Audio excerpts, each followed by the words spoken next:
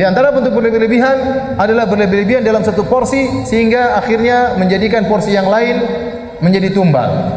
Seperti yang dialami oleh Abu Darda radhiyallahu taala anhu. Nanti akan datang dalam hadisnya.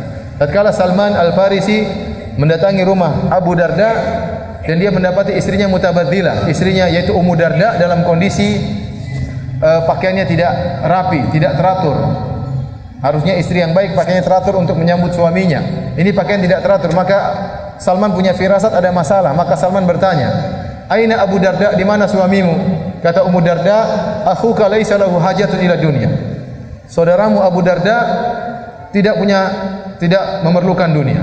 Salman faham bahwasanya dia kurang perhatian terhadap istrinya. Maka waktu Abu Darda datang, maka Abu Darda menjamu Salman sebagai tamunya. Disuruh makan. Kata Salman, "Saya tidak mau makan kecuali kau makan juga." Kata Abu Darda, "Saya puasa." Kata Salman, "Kalau kau tidak buka, saya tidak mau makan." Akhirnya terpaksa Abu Darda buka puasa. Kemudian malam itu Salman tidur bersama Abu Darda. Baru sepertiga malam pertama, Abu Darda sudah bangun ingin sholat. Kata Salman, "Belum waktunya, tidur dulu." Bangun lagi di tengah malam, mau sholat malam. Kata Salman, "Belum waktunya, tidur dulu." Pas bangun ketiga baru mereka sholat malam bersama. Akhirnya Salman mengatakan kepada Abu Darda, "Inna li rabbika alaika haqqan." Rabbmu punya hak. Wa li ahlika alaika haqqan. Istrimu juga punya hak. Anakmu juga punya hak. Wa li jasadika alaika haqqan. Jasadmu juga butuh istirahat. Tamumu juga punya hak. Fa'atiqul ladzi haqqin haqqah. Maka berikanlah masing-masing haknya. Maka Abu Darda datang kepada Nabi melaporkan perkataan Salman. Kata Nabi SAW, "Shadaqa Salman." Salman benar. Maka seorang tatkala berlebih-lebihan dalam satu hal, kemudian akhirnya dia menjadikan bagian yang lain terbengkalai, maka dia juga salah. Ini termasuk bentuk berlebih-lebihan. Ada orang berdakwah tapi tidak pernah pulang ke rumah. Dakwah berminggu-minggu, dakwah berbulan-bulan, dakwah setahun, istrinya enggak pernah dia perhatikan. Ini salah. Padahal tidak ada keharusan dia harus seperti itu. Tidak ada keharusan. Akhirnya apa? Istrinya tidak dia perhatikan. Lihat Abu Darda saja yang terlalaikan dari mengurus istrinya, padahal karena masalah agama ditegur oleh Nabi SAW. Padahal itu dia berlezat-lezat berpuasa, berlezat-lezat sholat malam sampai istrinya kurang dia perhatikan. Salah ternyata. Jadi seorang kalau berlebihan dalam suatu hal, akhirnya meninggalkan yang lebih afdal atau menjadikan sebagian hak terbengkalai, maka dia termasuk apa? Berlebih-lebihan. Sama orang kemudian di masjid terus berlebih-lebihan sholat sunnah, baca Quran, enggak kerja. Anak istri siapa yang ngasih makan? Serahkan kepada Allah. Serahkan kepada Allah. Kerja dong, Allah suruh kerja. Allah suruh cari rezeki. Waktunya ngaji, waktunya sholat. Bukan di masjid terus, baca Quran terus, salah.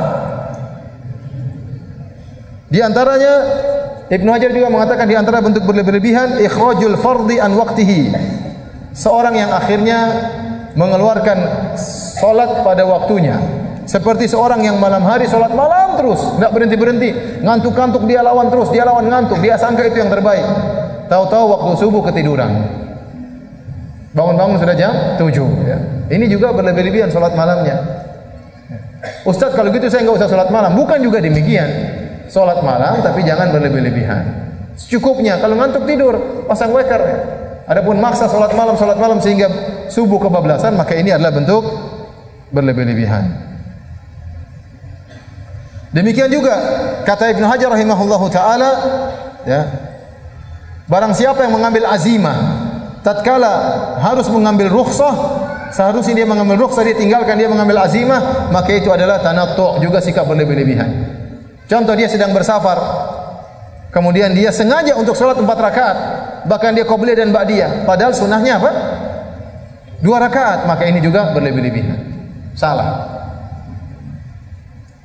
Contoh, dalam kondisi susah, safarnya susah, dia nekat berpuasa, padahal orang dalam safar dalam kondisi susah boleh berbuka. Setengah mati, mungkin dia naik kapal ngangkat barang keringatan, tapi dia bertahan. Dia merasa kalau dia berpuasa pahalanya lebih besar. Padahal tidak. Allah suka kamu ngambil yang mudah.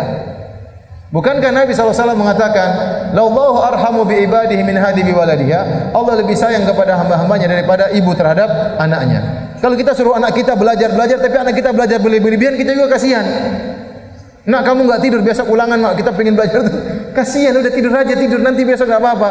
Ujian nilai jelek enggak jadi masalah, yang penting kamu istirahat ya. Kita kasihan juga kalau anak kita berlebihan ya. Kita suruh dia belajar, tapi kalau berlebihan juga tidak kita sukai. Ya. Jangan berlebihan. Jadi jangan terbetik dalam benak kita Allah ingin kita susah, jangan. Itu salah. Ada waktunya rukhsah maka kita ambil rukhsah. Di antara bentuk berlebihan Allah kasih rukhsah, kita tinggalkan rukhsah tersebut, kita ngambil yang susah. Oh tidak suruh ente susah-susah. Ada rukhsah ya sudah. Ente sedang safar, kondisi sulit, ya sudah jamak salat, ngapain tidak dijamak? Kalau kondisi mudah jangan dijamak.